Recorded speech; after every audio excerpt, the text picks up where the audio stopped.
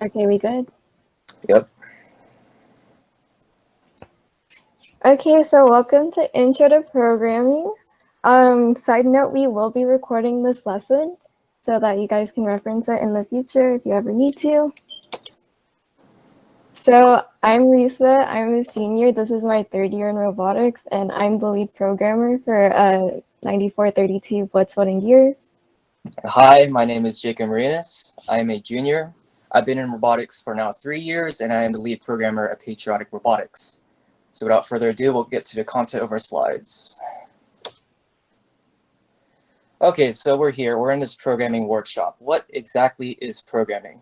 So programming is just the act of writing computer programs. And I know what you're saying. Why are you using program to describe programming?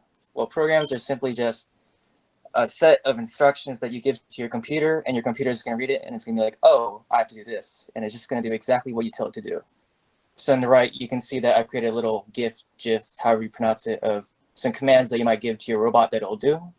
And these combinations of commands help you as a programmer to solve a problem. And this problem doesn't specifically have to be about robotics. So in this case, our problem is making the robots move, but other problems might have to do with like perhaps making an app or a game. Programming is definitely used a lot in like the medical field, obviously in engineering. It's used basically anywhere where there's a problem. All right, next slide. So here I created a little diagram, kind of like a flowchart of how your ideas and concepts that you have as a programmer come to fruition in your hardware and your devices. So you as a programmer, you're programming in what's called an integrated development environment, or IDE. So it's basically just what you write your code in the same way that you write your essays in Google Docs or you create your presentations in Google Slides. It's the same thing with an IDE. And you can see on the left, we have the Android Studio icon. That's what we use in robotics, but we are going to be using a different IDE today. And in this IDE, you are going to be writing code for a program file. And like I said earlier, a program is just a set of commands, a set of instructions that this computer will read and will do exactly what you tell it to do. You'll write it in a specific programming language, which we'll get to that in the next slide. You can see that little icon. That's the icon for Java, which is a programming language that we use in robotics as well. And so this program file gets interpreted by our little computer, but it's going to need some help. So it has what's called a compiler, which will turn our human code that we've written in our program file to machine code. So basically ones and zeros that this computer can understand. And this computer will take that input of code and will produce an output on whatever device you might have, whether it be our monitor or in this case, the robot, but more specifically the hardware. So in this case, our computer might be our control hub or our phones, and they're gonna produce an output, an electrical signal to our motors and servos to turn a certain speed or go to a certain position and whatnot. And now we'll get to our programming language slide. So programming language, when you think about language, there's English, Spanish, French, there's all those different languages around the world. And a programming language is actually super similar to, regular like linguistics in that there's vocabulary, grammar, and just you can make coherent thought sentences. So I'm just gonna read off the slide. So every programming language has a set of commands that the computer can understand, and that's kind of your vocabulary. And if for computers to understand your instructions, you need to follow syntax rules, which is your grammar. And together you make a programming statement, the sentence. Now, obviously, you don't give a computer only one instruction. You have a lot of commands that you give to your computer, which will then go on to solve a problem such as, a robotics competition. So let's get to the next slide. So here I created a little visual as to kind of what our little statement can be broken down into, as well as just the integrated development environment itself. So you can see that we have our little file name right there. It has the extension py, which you'll understand in a second. We have our statement on our second line, which I've broken it up into 3 parts. We have our instruction, which is to print. We have our syntax, which is just the parentheses. And then we have our parameter, which is, I guess I would say like the content of the sentence. So in this case, hello world. And this parameter gets passed on to our instruction to print. And you'll see that this code, this input will be produced to an output, not on a robot, but instead on our monitor, more specifically the terminal, and you'll see that it says hello world. You can change this parameter to be pretty much anything. Instead of hello world, you can put like hello Risa, and instead of saying hello world on the output, it's going to be hello Risa. Next slide. Just like how there are many programming languages around the world. Oh, wait. just like how there are many languages around the world, there are different programming languages that are designed for a specific purpose. So there isn't just, like I've said before, Java, but you'll get to know other programming languages such as Python. There's also languages like C++, C Sharp, like Ruby, SQL, all those different things. And these programming languages have their own syntax and instructions because they are built for a specific thing. Like these programming languages are better for working with numbers, while some are better for web design, such as like HTML and stuff like that. And with that, I'm going to pass this on to Risa, who will be continuing the presentation. Hi, guys. Okay, so at least until we're able to get back to school, we're going to be using primarily Python for programming. It's a very beginner-friendly language, and it's easier to read. And I personally really like it because it doesn't have as many restrictions or like syntax rules that you have to follow. And so that's less stuff that you have to keep track of as the programmer. Generally, it's used for data science and web development and whatnot. And then this is the logo over here. So for IDEs, integrated development environments, generally programmers will use them to write their code in. They have several built-in tools that enhance the experience and make it easier on you as the programmer, such as autofilling. They can also detect issues in your syntax before you run your program, so that like it prevents you from running into debugging later on. Technically, you could write code in a text editor like Notepad, but because it doesn't have the built-in tools that the IDE has, it's just really tedious and wouldn't recommend it. So over here on the side, we have a Visual Studio Code, Eclipse, and Android Studio, which we use. So programming in FTC, well, what's the connection? So as you guys saw in the game video, we have our autonomous period, our 30-second period of time where the robot has to run solely on pre-written instructions, and teleop, where your driver is able to control the robot with a controller. So here we have just two flowcharts of essentially what processes your code could potentially go through. So over here on the left, we have your autonomous. So essentially, when you start your program, you have to define all the pieces of hardware that you're going to be using. So your motors, your sensors, everything. And so with the autonomous period, you have to wait to press a play button before the code will actually start running. So if you haven't pressed the button yet, it keeps looping until you do press it, in which case it's true, it'll start running the code. So over here, we essentially have all of our different instructions that we can give the robot. And what's really nice is that, as you can see here, your code can branch out depending on the situation. So if you remember from the game, we essentially have, after randomization, we have 3 potential different scenarios that our robot might have to execute. So it's nice to be able to branch out like that. And so once it does finish executing that particular set of code, your program's over, it'll stop running. For teleop, though, once you start and declare all your hardware, essentially it's going to keep looping until you press the stop button. So as you can see over here in the diagram, it's going to keep looping through. From my understanding, essentially it's checking these conditions over here every like 20 or so milliseconds. So essentially every 20 milliseconds, it's checking, okay, on the controller, am I clicking the left stick? Or am I clicking a bumper? And if it is true and I am pressing this button, it'll essentially run that designated piece of code. So that's really fun. And then once you do press the stop button, the program ends. So because we're in quarantine, we can't really test any code on our robots because, you know, quarantine. So instead, we're going to be using a simulator.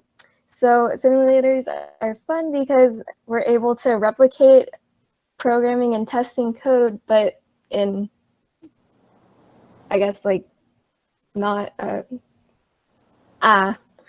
it's a simulator. Yeah, it's kind of self-explanatory.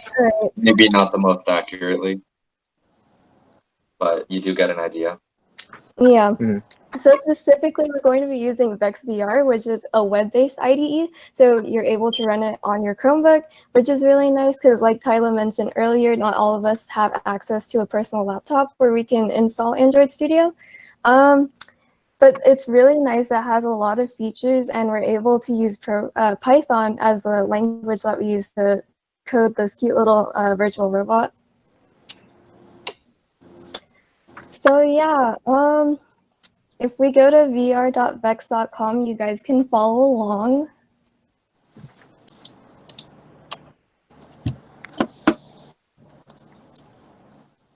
Okay, just checking. Everybody can like see this, right? Yep. Okay. Yep, you're good. Thank you. So as you can see, it does allow you to use block coding as well. We won't be using block coding at all for robotics, but I think it's helpful just for like conceptualizing. So as you can see over here, we have our, I guess, playground, our robot, right? So hypothetically, if I wanted to drive forward, I can just click and drag the forward block and specify an amount of, I guess, distance that I want to travel, right? And if I click run, it does it. Wow. So if you'll notice, each, I think like 100 millimeters is essentially a block. But yeah. Okay. So I'm just going to be going through like the basic mechanics, and then I'll hand it off to Jacob after. So for instructional purposes, I'm going to slow down the velocity of the bot so that you guys can see it move. Okay. And then what's also really nice about VEX.VR is that it has a pen feature. So I can actually, as you'll see in a few minutes, or I guess few seconds, I can actually draw inside this simulator. I'm a clown. Okay, hold on. Forgot to move the pen down. Huh.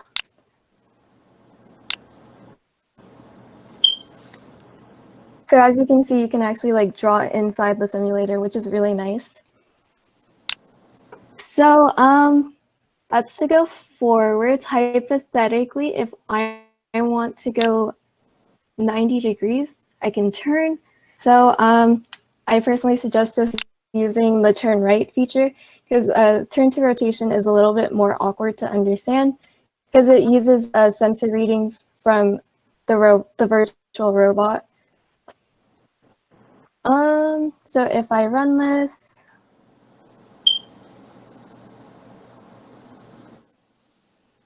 wow, it turns.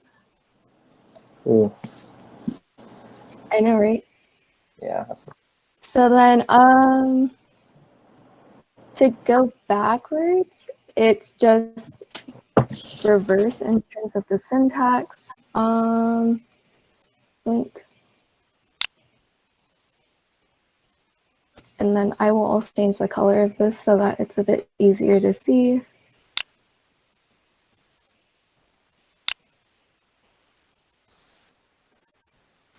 So what's also really nice is that even with the block coding, you're able to see what it would look like in Python. So if you take a look, see over here, the robot moves forward, it turns left 90 degrees, it sets the pen color to red, and then you can drive in reverse or backwards. Mhm.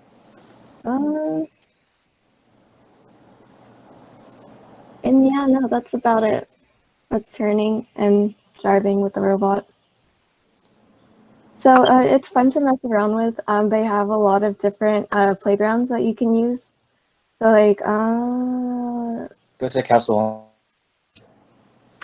thank you.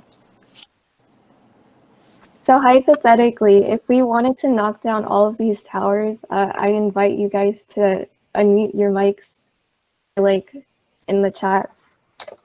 Actually, no, not the chat because I won't be able to read it. I invite I you to can read it. unmute your mics, or thank you, and suggest values. that I could put in. So if we start with hitting the middle, I guess, tower.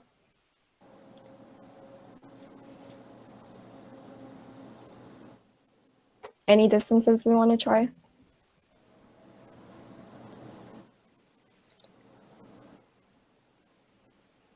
So think about how, like, unit millimeters, that last time it didn't travel very far. So obviously this number has to be a little bit bigger.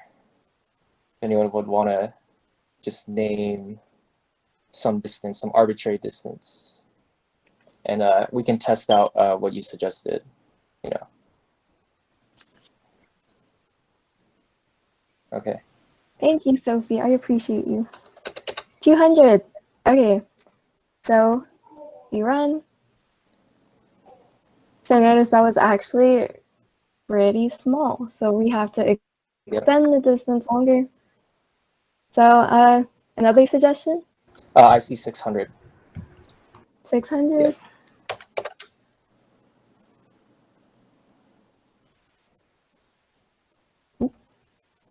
And it does have like a little oh, I just barely missed it. This simulation actually has like a physics engine, so it's really funny to see like kind of the robot kind of mess around with the objects and sometimes spaz out when it hits the wall. We see 450. Oh. Yeah. Although, you know, logically, we should probably put more than 600, but okay, we can try 450. Oh, okay, 750. All right, come on, Juan, let's see. Nice. Wow, you Okay. killed it. Was there another tower you guys wanted to try to knock down? So this thing of kind of like repeating and like testing code and over again is exactly what we do in robotics when we program our autonomous. We have to just keep changing values and running our code over and over again until it kind of solves our problem, you know. Kind of like how I mentioned the like first few slides, yeah. So you can see that there's 4 towers at the corners. We can't simply just go forward. We'll have to do more than that. So there are other commands out there besides going forward. I mean, what else could we use, you know?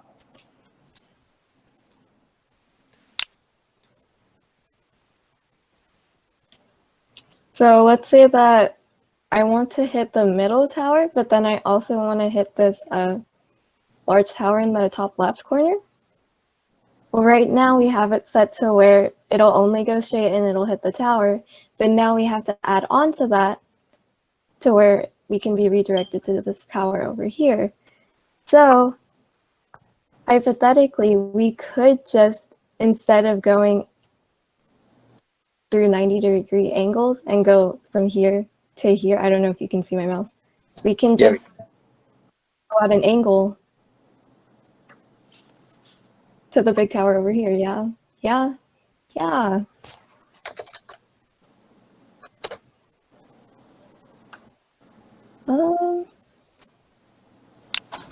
And then another random arbitrary distance you want to travel forward. Any proposals? Let's see.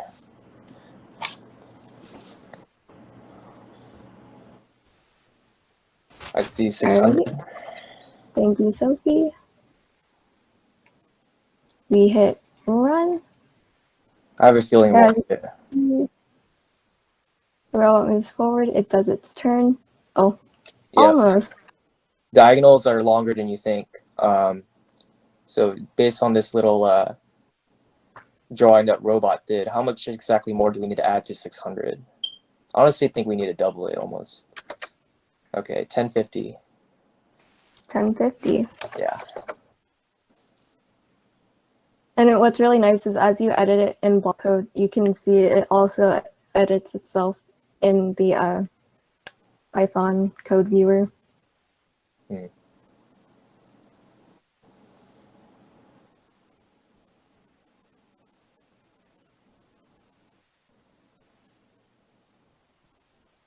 There you go. Nice. Okay, Jacob, did You want to take it from here? I guess I can. So we've taken a look at that little Castle Crasher challenge, but this website has a whole bunch of challenges that it's posted on its website, and we can go through a few of them. Let me share my screen. I guess a window. Let's see. It's like that. All right, do you see my screen? So I'm going to go back to the presentation. If I present, let's see if this works. Do you see it, right? Oh, yep. Spoiler, okay. So here's the challenge that we just did with crashing the castle. We have to knock down the towers and push the fort. Okay, well, these are things that you can do on your own. We'll share this presentation and you guys can do on your own time, do these kind of challenges. But we'll go on to the next challenge that I thought was pretty cool. So it's the disc mover, where you have to move your 9 colored discs you can see over here. Oh, I should probably click the pointer thing. Okay, so here's a little disc, and you have to bring them to the goal, you know, the right color. Let's hope you're not colorblind. So anyways, I chose this challenge because in every game there's an element that you have to collect. You know, last year we had to collect the sky stones and like move them around and everything. In this one, you have to collect these discs, and you have to use a magnet. So you have to use this specific block of code to be able to pick up these little dots, which are, you know, these discs. And without further ado, we can get started with that. You could follow along if you want to, but I don't know, I go kind of fast. We'll see. So I already have the disc mover playground open over here. And actually, before this, I should probably show you how you can get to like the, whatchamacallit, the text code. So right now, when you open up the website, you see like the commands, but they're like in blocks. And like Lisa said earlier, we don't actually use blocks in robotics. And in general, industry never uses blocks. It's horrendous. So instead, what you'll want to do is you can see in this top right corner, there's like these greater than and less than signs, which opens up the code viewer that you know, automatically updates, right? But what you can also do is at the very bottom right, it says convert to text project. So you can click on that. You can go ahead and go here, and it turns your blocks of code into actual like you know, text of code, these programming statements. So like I told you earlier, we have our instruction, which is to drive, and we also have our little syntax as well as our parameter. Another thing that I do want to talk about is this thing before the dot. It's kind of like the object that we're talking to. So there's like different subsystems that this whole robot consists of. We have like our drivetrain, our little magnet, the pen that Risa was playing around with earlier, and also some other things about sensors and whatnot. So let's go open up the playground for the disc mover. Okay, so for this one, kind of our objective is to get our robot to go from here to here, get the disc, and then come back to the goal and then drop it. So you'll see that on the left, we have all these commands, but they're not in blocks anymore. Instead, they're actual like lines of text. You can click on the little question mark, and I'll show you kind of an explanation and a little breakdown as to how the syntax kind of works. But I think I can just explain it here. It's pretty self-explanatory. So first off, our robot is facing towards our disk. Maybe if someone wanted to say what we could do first, because we have to get from one place from here to here. We'll have to go forward. I will tell you that one of these like squares, one of these grids is like 200 millimeters. So where is that? Okay, drive 4. How does this look? Forward. So see, I'm actually typing it out because you know, this is what you have to do in an actual IDE. However, you do see that there are autofill features. Like if I were to put drivetrain, so our little object here, when you press the dot, it will show kind of all the functions this object has. So it can drive, you can also get its heading. You can also ask questions like, is it done, as in, is it like not moving anymore? You can also set the rotation. Oh no, this is just to get the rotation of the robot. And you can also set other things about the robot and stop it completely. So we do have to drive forward. Like I told you, we need to travel 4 blocks. And I told you that each block is kind of like 200 millimeters. So, you know, 4 times 200 is 800. And then let's try it out. Let's see if our robot actually kind of reaches our little disc. Oh, wait, you project left the runtime. drivetrain dot. Huh? You left the drivetrain dot for the Oh, 6 yeah, line. sorry. Okay, because I was showing that example. Okay, thank you. Anyways, let's see if it runs.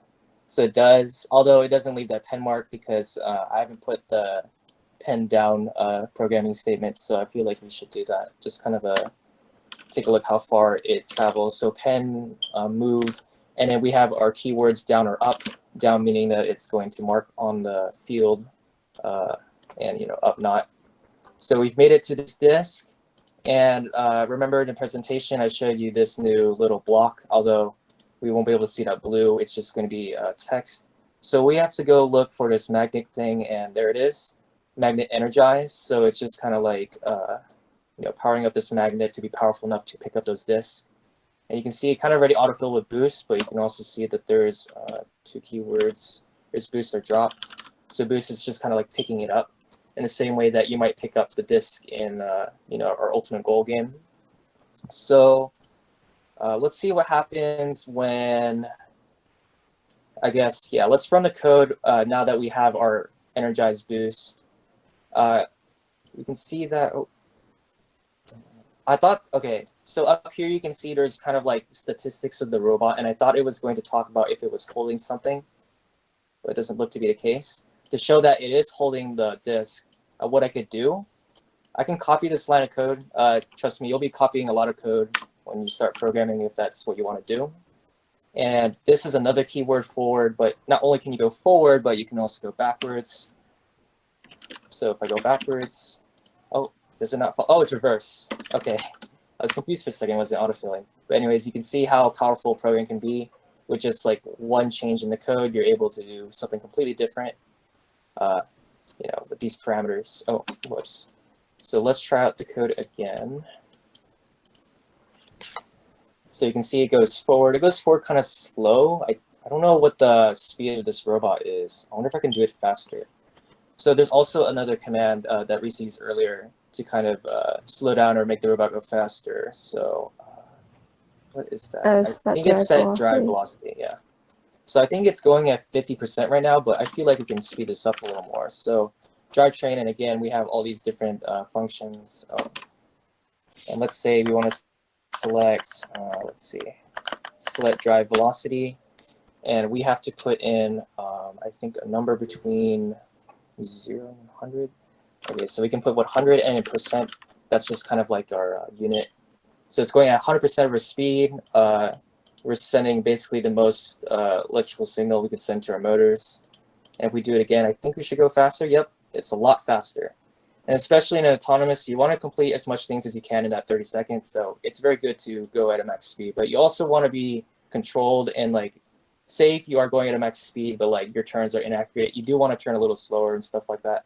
So you have to count for stuff, such as that.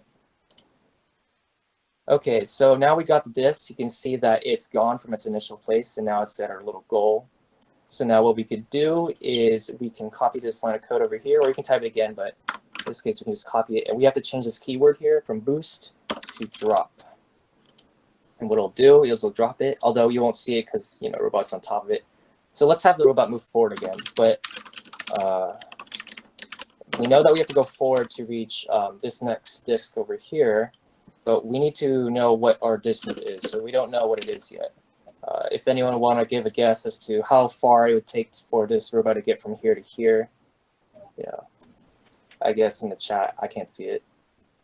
Or, well, I'm just going to keep it open like this. So, if it took 800 to get from here to here, how much would it take to get to here in millimeters? 1200. 1200. Proposed by Okay. Robert. Let's see. So let's just go run our code again. And it drops it. Yeah, that's basically perfect. It might look like it's over it, but I think it's fine. I think we can still pick it up.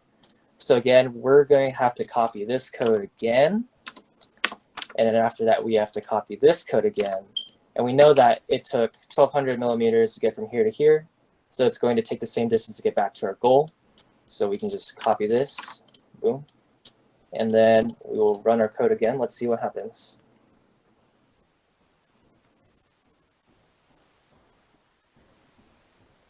So we got both of our disks, which is cool.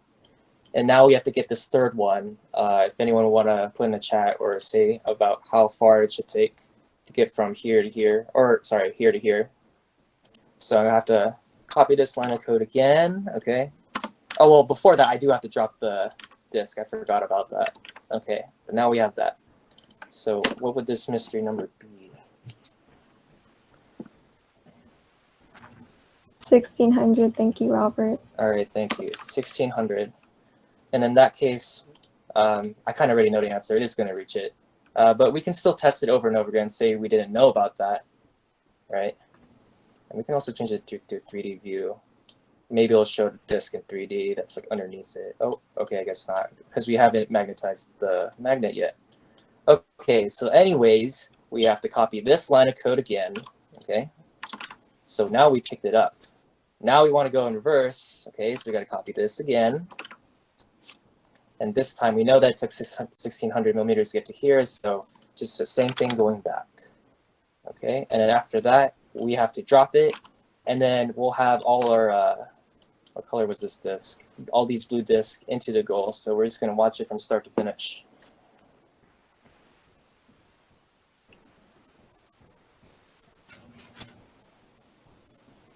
Yeah, and it's just going to do all that.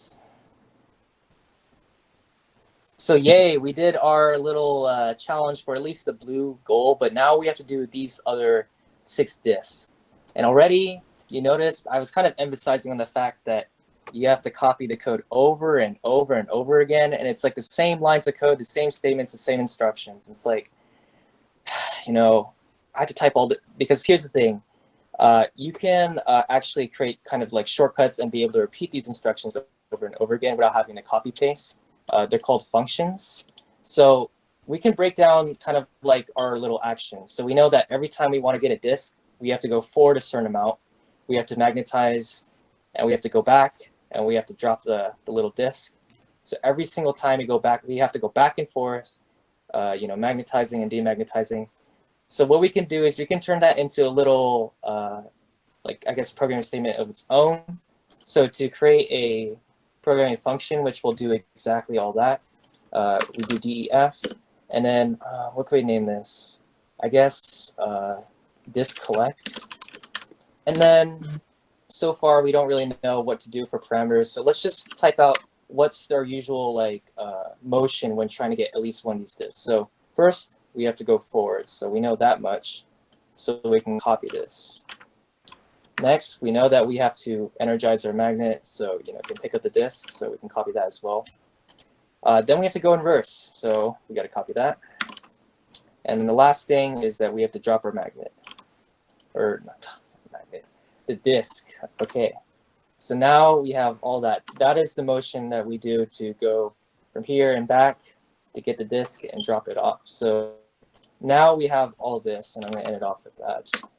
So you can see that we created our little function, and let's say, or how should I say this? Okay, so the thing is, every time you want to collect one of these disks, there's a different distance. And so this is why parameters are so powerful.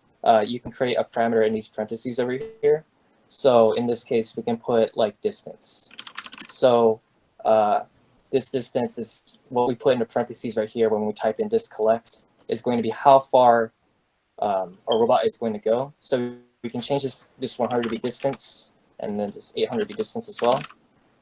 And with that, we've created a little function that, you know, using this one line, disk collect and distance, the number, we're able to do all of this. So we can just delete all this. Like, we don't care about this because we created our new, well, not the pen move thing.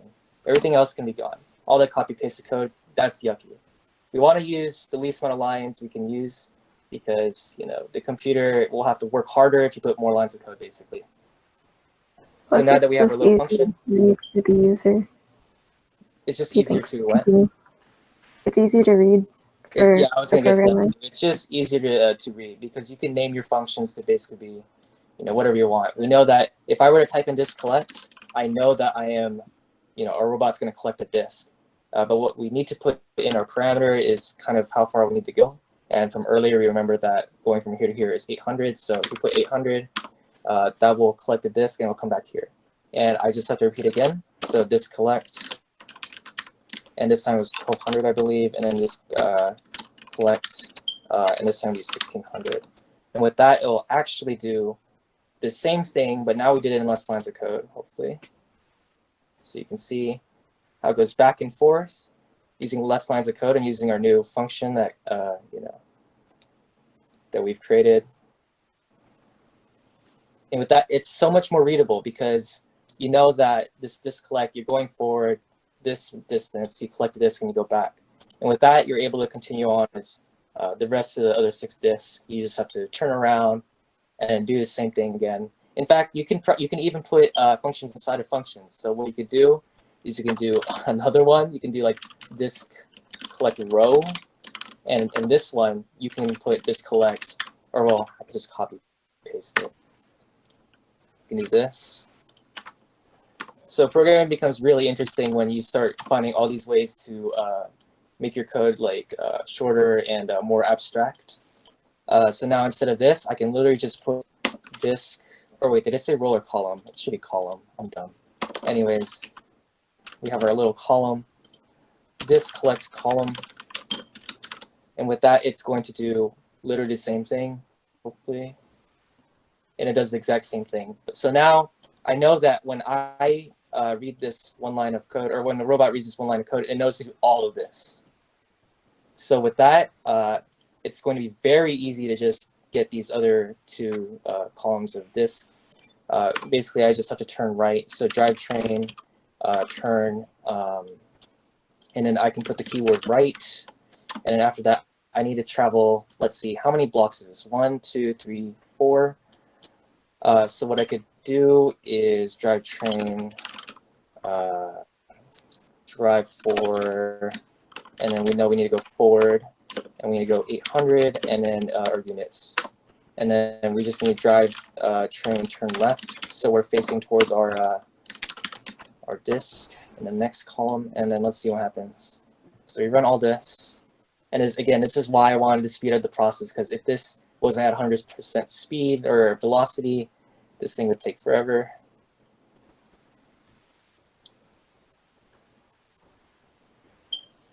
Okay, is that doing that again? Oh no, what is it doing? What is it doing? Okay.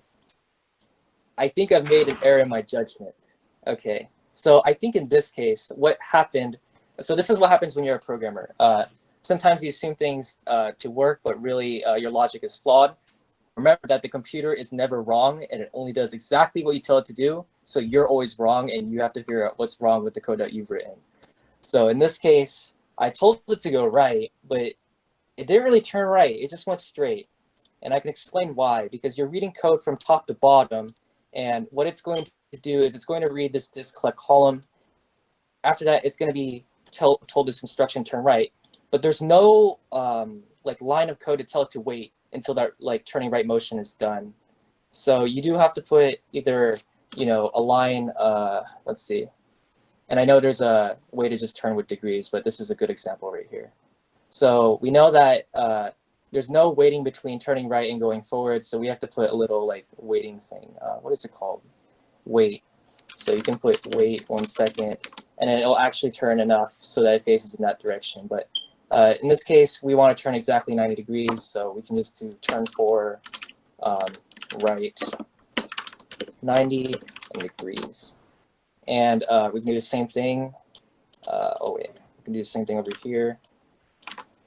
Turn that to the left. And with that, that should be able to fix the problem. Let's see.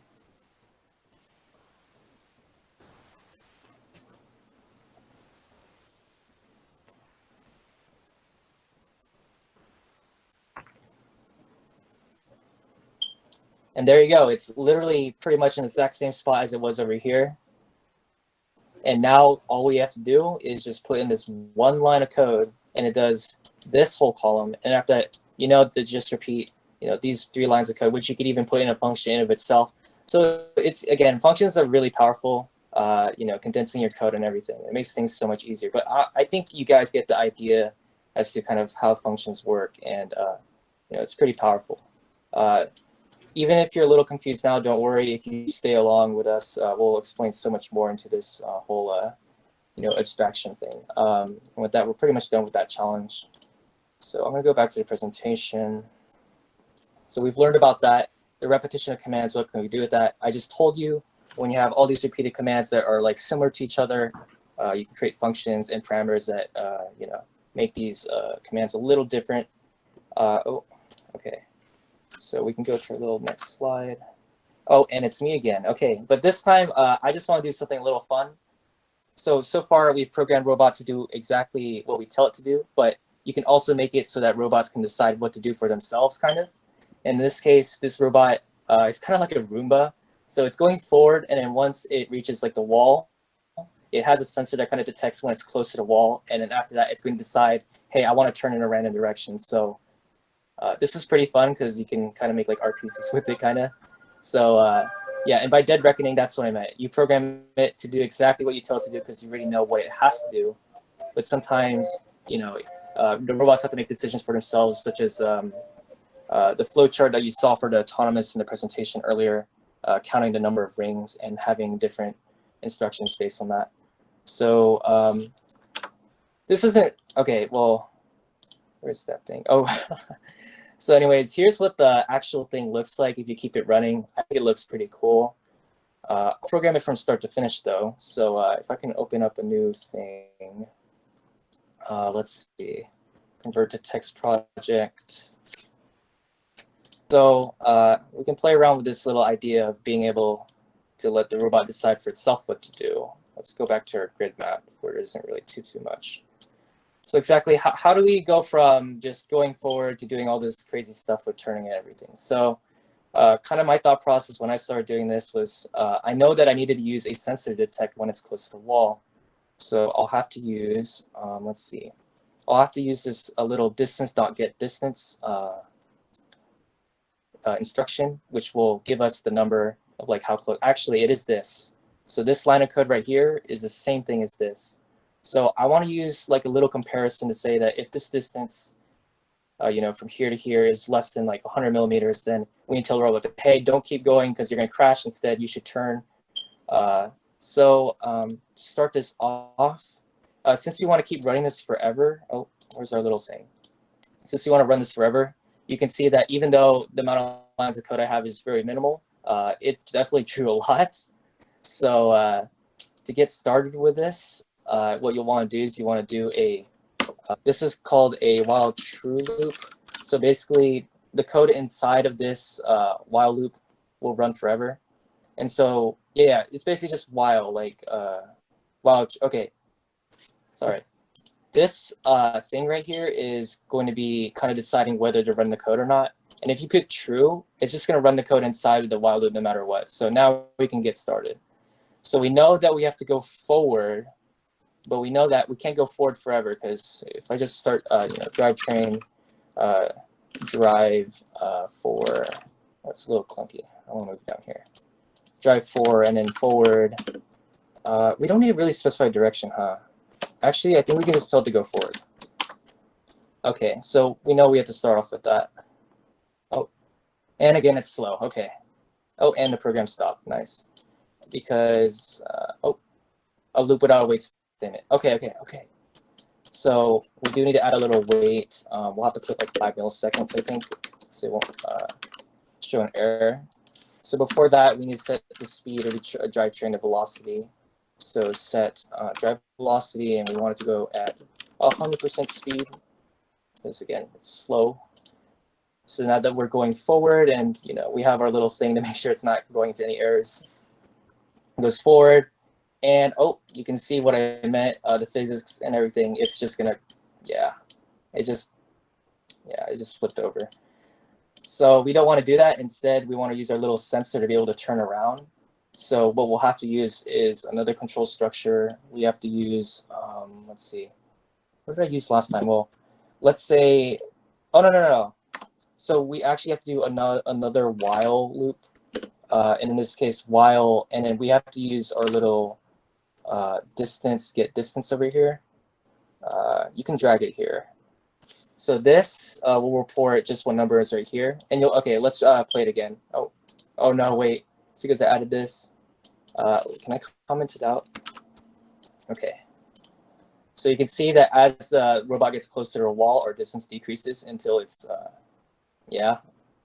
Okay, so now that we know that, getting closer and closer to a wall, but we don't want it to get hit. So let's say as long as our distance between us and the wall is more than 100, then we can keep driving forward. So, oh wait, no, I can just indent right there.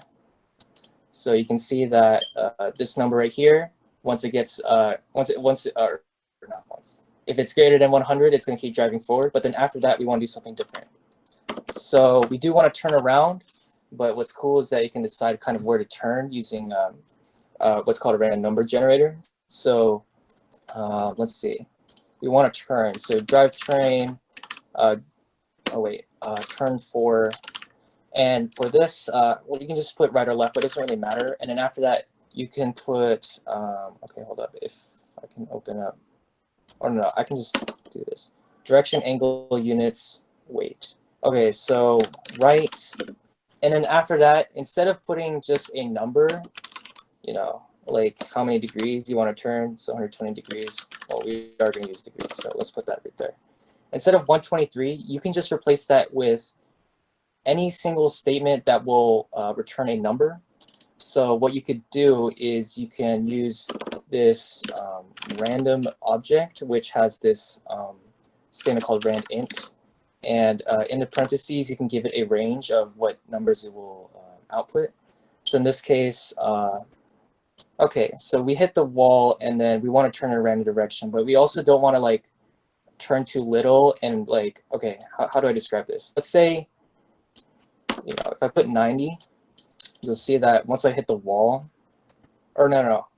Oh wait, what are wait statement? Shoot. I guess I have to add that again, huh? Okay. This is kind of the weird thing about working with, what do you call it? Like a text instead of syntax, because syntax kind of like catches all the errors for you, or not syntax. Blocks catches most of the errors for you, but when you're working with, you know, an actual like with text and everything, you get those kinds of errors. So let's see if it just runs now normally. Yeah, it does. Oh, wait, no, I should have done it less than 90. Never mind. So if I put like 60, you'll see that it's still going to hit the wall, but we want it to turn away from the wall, pretty much. And see, we didn't want to do that. We want to go away from the wall. So what we need to do is this number right here should probably be greater than 60. Probably greater than 90 as well, because we don't want it to go perpendicular with the wall, or sorry, like parallel with the wall. We want to get it away. So in this case, we're going to go back to our little random object, randint, and we can give a little range. So we know it has to be more than 90. So I honestly don't really know what number to put here. So if anyone would want to give a number just greater than 90, but not like too high, like if anyone wants to say a number, I actually don't know. Like it's kind of like you just have to play around with the numbers. So any number, 120, okay. So 120 is like our minimum. Like this is the minimum amount of degrees that a robot's going to turn after, you know, reaching close contact with the wall. So this is our minimum. Now we also have our maximum. So, you know, if anyone want to name another number that's greater than 120, preferably like a large difference. So not like 125, but like more than that, because we want it to kind of have a large range of motion where it could possibly turn. So a lot more than 120. Okay, well, Juan was first. I saw 300. So now we put that. Let's hope it works. I think this should work. Okay, I don't think I put the pen tool yet. Let's just see what happens without the pen. I will put that logic in a little bit. So see, now it kind of turns away. Oh, it's just going in circles. That's fun. Okay, now it's going in another direction. Let's see. See, so now it's not, you know, hitting the walls. It's actually getting away from it pretty much. Yep. So it's kind of like our little Roomba. It's just kind of roaming around our little, I don't know, a little room, living room. Okay, so we're done with that. Now let's have our little pen tool open. we'll have, so we're going to talk to this pen object, and we want it to be down. So we want to start writing it. And we also want to, have a certain color. So if anyone would want to like name a color, well, okay, there's actually only 4. So, oh, whoops, let me open it back up. What color should I do? Green, okay. So if I put green, let's see what happens. And see, it starts drawing this green line. And now it's just gonna kind of start drawing. And you saw, oh, okay, it's going around in circles again. Oh, and now it's going like basically 90. But over time, it's gonna randomly go in like basically all directions. And it will eventually fill up this little field, kind of like, oh, did I clear it? Like this. But you'll notice that I actually have 2 different colors here. So I'm just gonna kind of start coding on how to like do that thing, on how to have 2 different colors. So we can alternate between 2 different colors. So before this whole going forward thing, I would go decide what color I want to use for our pen. So I'm going to use what's called an if statement. And then basically it's just kind of asking a question inside this little parentheses, is this statement here true? So I'm going to use what's called a toggle. So I'm going to use this little my variable here. And I'm going to just ask if it's equal to 0, okay? And if it's equal to 0, and you'll see that we have a little statement up here that is telling it that my variable is currently at 0. So it will read this line of code. In this case, I want to set the color to green again. Oh, whoops. There you go. And then we have else. And what we can do is, for this toggle to work, we need to change the value of our variable. You can also use what's called a Boolean. So instead of using 0 or 1, you can also use true or false values. But I mean, my variable thing was already there, so I'm using it. Anyways, now we already included our color green, but what's another color that we can use for our little thing? Is there a purple? I wish, but this it's very limited. There's really only, like I said, 4 colors, and I've tried looking for like RGB values and whatnot. Okay, black. I saw that first. Well, okay. Does anyone else want to like contest? Because I saw, I think 2 blue. Because maybe I'll do majority. Maybe I'll do majority. Okay, no, it's 2 black, 2 blue. Does anyone else? I'm gonna count up to like 10. Does anyone else want to like blue, blue, blue? Okay, it looks like blue might actually be better in this case. I'm sorry, Juan. I gotta do blue.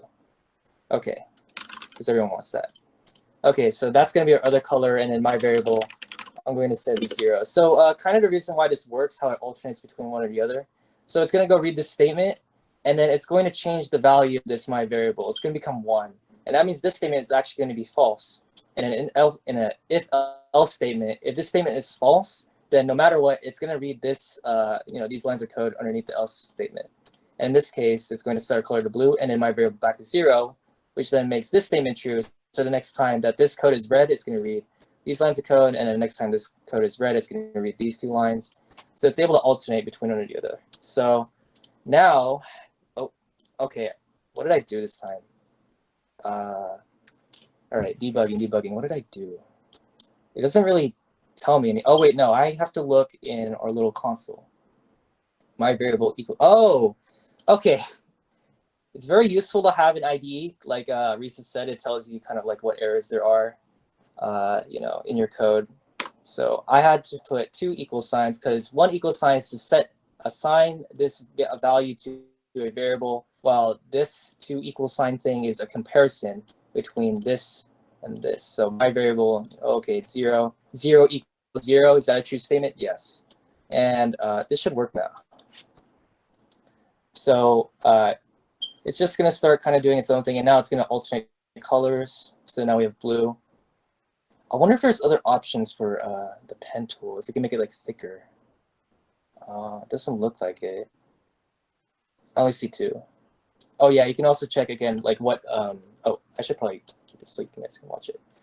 You can also check again what, what options you have in terms of like the object you're talking to. So there's really only 2, which is a shame. Maybe it'll add more stuff later, more colors, especially because it's kind of boring. But yeah, you can see in the 3D view, just kind of strolling along. And this is something we can achieve, actually with our robots. Like, if we have distance sensors and, we program all the right logic, we can literally do this on our little field if we wanted to, actually. Although it'd probably be not so great considering that, you really don't want the robot to hit the wall. And maybe the ultrasonic sensor or whatever we use for distance to calculate distance isn't accurate. And yeah, our robot's gonna hit the wall. And also we can't mark the field and we can't draw all this stuff. It's pretty cool. Yeah, we got green and blue. We got a little rave going on, I guess. Honestly, yeah, that's basically all I have for this little presentation for the VEX.VR stuff. It's pretty cool. This robot's deciding itself what to do. I did not tell it to go this specific direction. The code was kind of able to just guess a number or pick a number, I mean. And yeah, it just keeps on going. And yeah. Oh, okay, it's just kind of going 360. It's kind of like dancing. Okay. And then, yeah, like I said, you can run it for a while, which I did, and it kind of made this behemoth of a mess. And yeah, that's basically it. I don't really have too much else. Risa, if you have anything else to say. Yeah, no, I'm good. Tyler, are you? I fixed Were it. you able to? Okay. I fixed it. It's good. All right. All right, so I'm gonna. Yeah. How do I stop this? Stop presenting. Yeah. Well, yeah, that's my little program that I did.